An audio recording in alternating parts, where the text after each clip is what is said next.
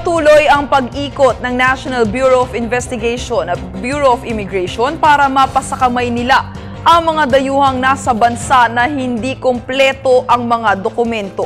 Para sa detalye, balitaan mo kami, Noel Perfecto.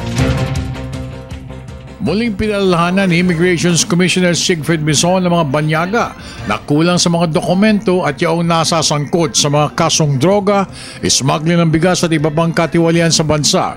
Ito ay matapos na imbitahan ng magkasanib na puwersa ng NBI at Immigrations ang 19 na mga dayuhang hinihinalang kulang sa mga papeles at walang working visas at yaong mga biktima umano ng human trafficking sa sarili ng mga bayan.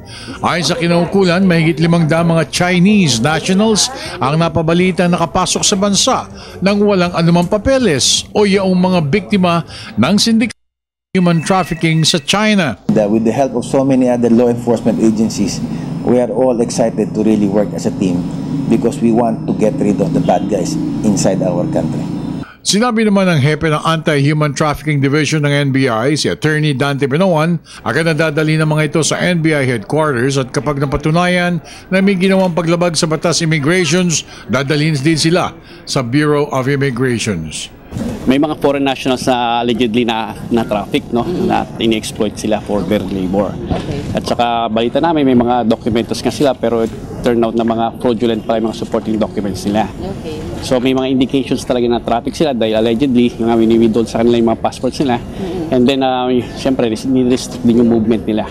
Tungkol naman sa mga banyaga na hindi pa nakapagsusumite ng kanilang yearly o annual reports, mahalaga ayon kay Commissioner Mison na magawa agad nila ng solusyon ito. Please come to any of our satellite offices or even in our main office. I made sure that certain offices will be open even on a Saturday to accommodate those deadline beaters. We want all the foreigners to come over and file their annual report. You need to form which can be downloaded in our website. You need to appear in person together with a photograph and the amount of 310 pesos only. Para sa Telebisyon ng Bayan, ako naman si Noel Perfecto.